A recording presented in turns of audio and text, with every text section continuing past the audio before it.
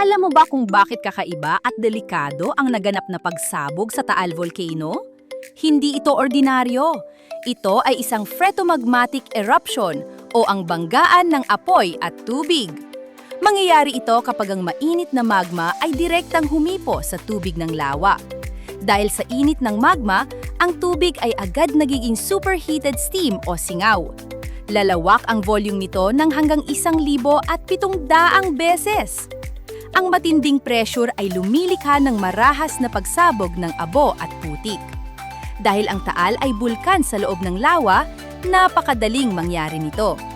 Ang pinakadelikadong epekto nito ay ang base surge o mabilis na takbo ng abo.